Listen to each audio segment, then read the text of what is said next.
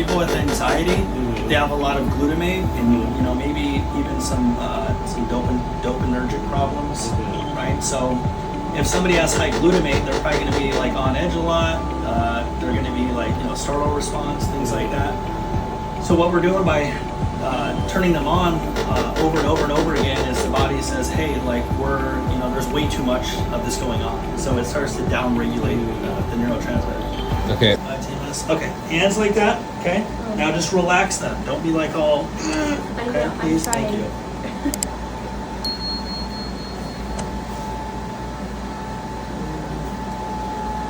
Always start off at like 8? 7. 7, okay. Yep.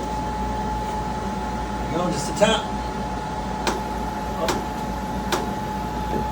Teeny bit. Get a little movement there. In my face. Yep. Good movement. So keep it kind of like that. Great, just like that. Perfect. Yep. There we go. That's good movement. It's good movement everywhere. It's going to go back just a tad right there.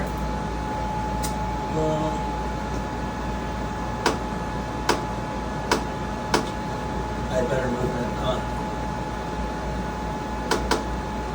I had better movement. At 7 centimeters. That's so weird. I can feel it in my face so much. But you can't control it. Nope.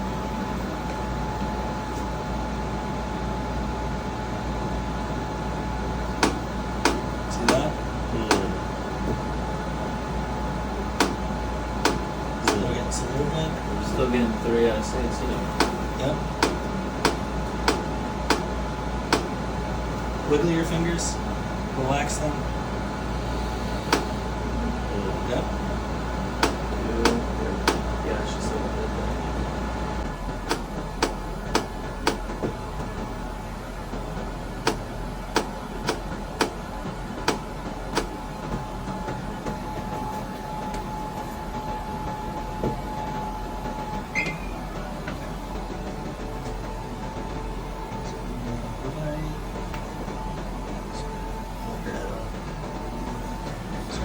Eyebrows, no. Head back just a tad for me. Perfect, right there. Wonderful. All right. So now you don't got to hold your hands like that no more. This is going to be weird. And you can. But That's so weird. I felt it like in my neck. let's see here. 2. All right. Here we go. 66%. Any clenching?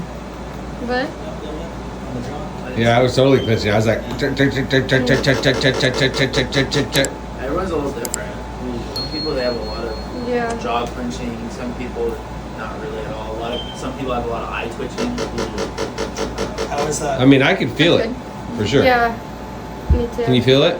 Yeah, like on my eyebrow and like in the back.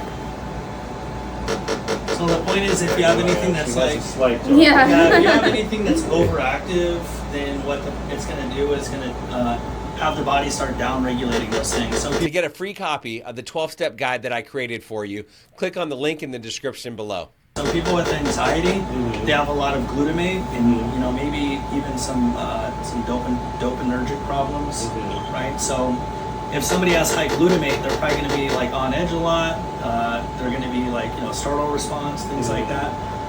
So what we're doing by turning them on over and over and over again is the body says, hey, like there's way too much of this going on. And so it starts to down-regulate the neurotransmitter.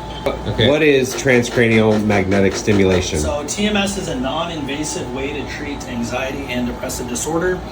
How it works is it works by re-regulating neurotransmitters. So for instance, we have serotonin, dopamine, norepinephrine, and glutamate, just some examples.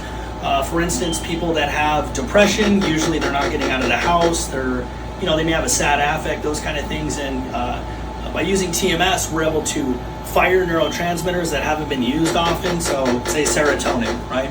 And by turning those neurotransmitters on over and over again, the body is able to say, hey, we're calling for more of this, we need to make more. So we go through this process of making more neurotransmitters, and On the other end, if people have excess of certain neurotransmitters like glutamate, which has to do with anxiety, muscle firing, the body will actually start down-regulating if you have too much of that. So we see people that are very anxious, maybe they have startle response. The body is able to identify that it has an excess and is able to start down-regulating those pathways. So it's able to do this little dance that's really hard to do with medications. And how long is a TMS session?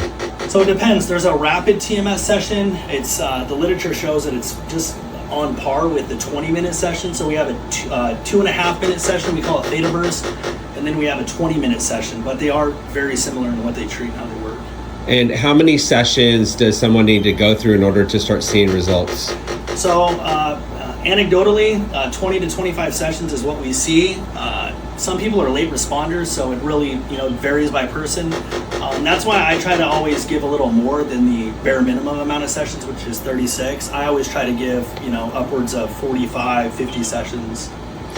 And how far apart can someone do the sessions?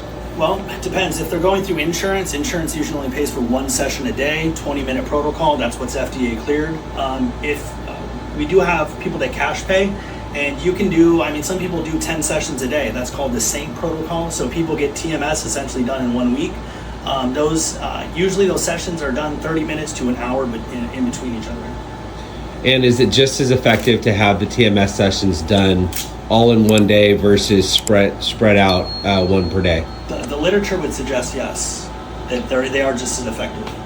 And is this covered by insurance? The 20-minute TMS for anxiety, depression is generally covered by most insurance carriers.